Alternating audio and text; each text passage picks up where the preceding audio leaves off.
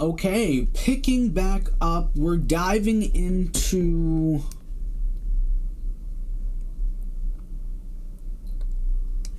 the editor's introduction.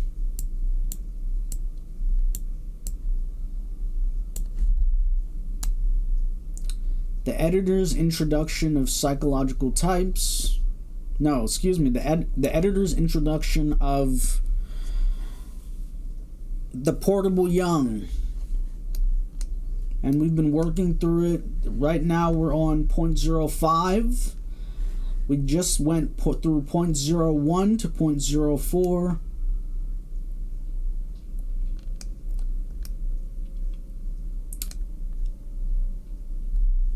And we're continuing.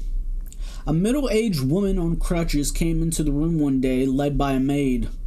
She had, for 17 years, been suffering a painful paralysis of the left leg, and when he had placed her in a comfortable chair, bidding her tell her story, she went on at such interminable length that he had finally to interrupt. "Well now," he said, "we have no more time for so much talk. I am now going to hypnotize you." Whereupon she closed her eyes and fell into a profound trance without any hypnosis at all, continuing meanwhile her talking, relating the most remarkable dreams. The situation for the baffled young instructor before his 20 students was becoming increasingly uncomfortable, and when he tried to wake her without success, he became alarmed. It took some 10 minutes to bring her to, and when she woke, she was giddy and confused. He said to her, "I am the doctor. Everything is all right." At which she cried out, "But I'm cured!" Threw away her crutches and was able to walk. Flushed with embarrassment, Jung said to his students, "Now you've seen what can be done with hypnosis." Whereas, in fact, he had not the slightest idea what had happened. The woman departed in the best of spirits to proclaim her cure, and himself as a wizard far and wide. Yeah, that's... He gets positive and negatives.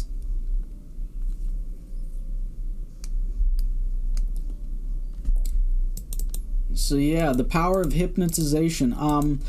In modern parlance, this is studied in the work of IPSA and/or Young to Live By. They have they're an outfit out of Great Britain, and they kind of go in depth in terms of bringing Jung's work into a modern conceptualization.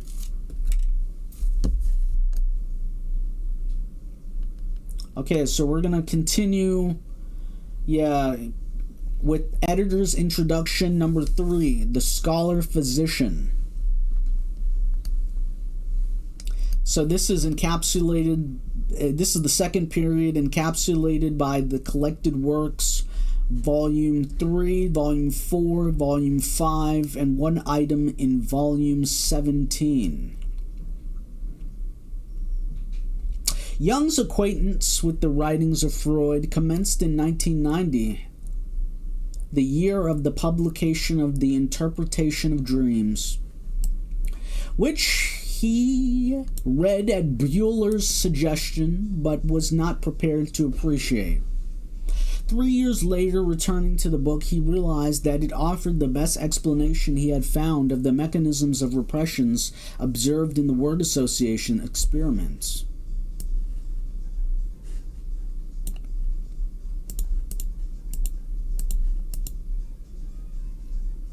He could not, however, accept Freud's identification of the content of repression as invariably a sexual trauma, since from his own practice he was familiar with cases in which, to quote his words, the question of sexuality played a subordinate part, other factors standing in the foreground, for example, the problem of social adaptation, of oppression by tragic circumstances of life, prestige considerations, and so on.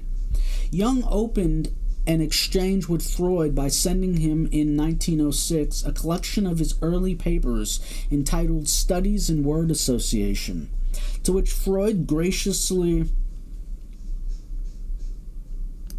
just reading the footnotes, to which Freud graciously responded, and Jung went to visit him in Vienna. They met at 1 in the afternoon and talked for 13 hours, almost without let. The next year, Jung sent his monograph on the psychology of dementia praecox, and again was invited to Vienna, but with his wife this time, and affairs took another turn.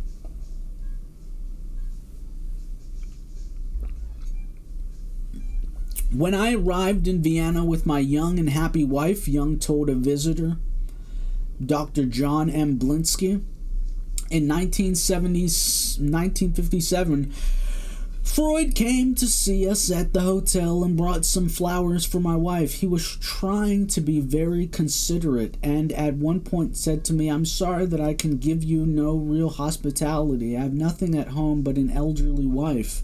When my wife heard him say that, she looked perplexed and embarrassed.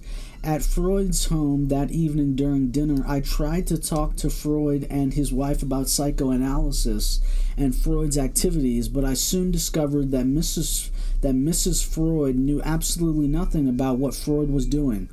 It was very obvious that there was a very superficial relationship between Freud and his wife.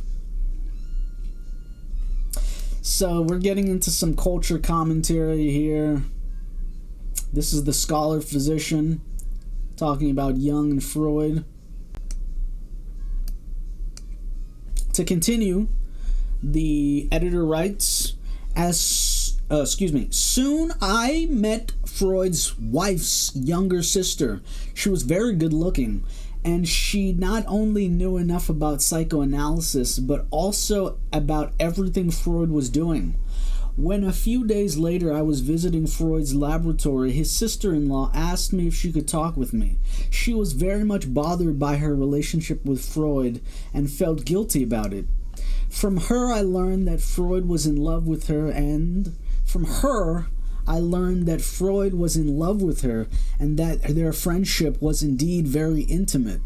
It was a shocking discovery to me, and even now I recall the agony I felt at the time. The following year, in 1908, Jung attended in Vienna the first International Congress of Psychoanalysis, and it was there that he met the greater part of that distinguished company, which, in the next years, was to make the psychoanalytic movement known to the world. The next spring, 1909, found Jung once again in Vienna, and on this occasion Freud, his elder by 19 years, confided to him that he was adopting him as an eldest son, anointing him as successor and crown prince. However, when the anointed later asked what his adopting elder's views might be on precognition and parapsychology, Freud replied abruptly, "Sheer nonsense!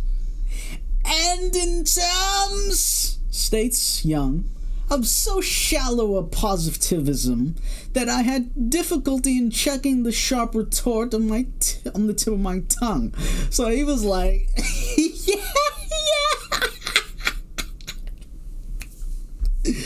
Talk about the question of psychological types. Everything was good until he brought up precognition and parapsychology.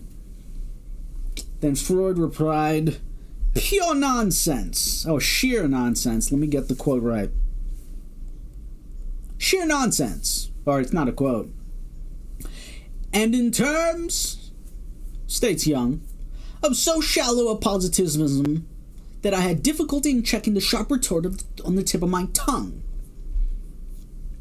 I had a curious sensation," Jung continues in his account of his first real crisis in their friendship. "It was as if my diaphragm were made of iron and were becoming red hot, a glowing vault. And at that moment there was such a loud report in the bookcase, which stood right next to us, that we started up in alarm, fearing the thing was going to topple over on us. I said to Freud, that is an example of so-called catalytic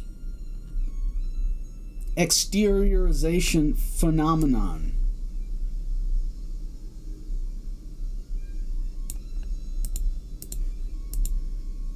Catalytic exteriorization phenomenon. I'm not going to pretend to define that term at this present moment.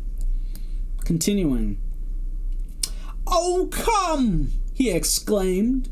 "That is sheer bosh!" "It is not," I replied. "You are mistaken, Herr Professor." And to prove my point, I now predict that in a moment there will be another such loud report. Sure enough, no sooner as I had said the words then the same detonation went off in the bookcase. Freud only stared aghast at me. I do not know what was in his mind or what his look meant. In any case, this incident aroused his mistrust of me, and had the feeling that I had done something against him. It is hardly surprising, after such a display of shamanism on the part of his newly adopted son, that the father,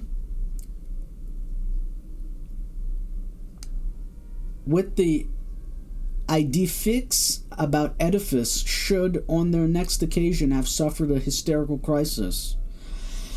This occurred that fall in Bremen, where they had met to embark for America, invited. Oh my goodness, this occurred that fall in Bremen, where they had met to embark for America, invited both to Clark University to receive honorary degrees. Jung had been reading of the peat bog corpus brought to light in Denmark.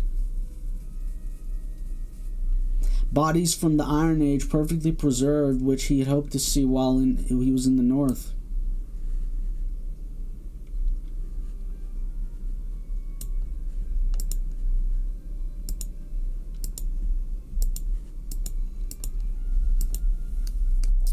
Jung. So why are we even reading this? We're trying to get a sense of what the state of mind of Carl Jung and his journey, really, through the eyes of this editor. Okay? So Jung had been reading of the peat bog corpses brought to light in Denmark, bodies from the Iron Age perfectly preserved, which he had hoped to see while in the North. And when he began talking of these, there was something about his persistence that began to get on Freud's nerves. Several times Freud asked why he was so concerned about those corpses, and when at dinner Jung went on, Freud suddenly fainted, having conceived the idea, as he later explained, that Jung had death wishes against him.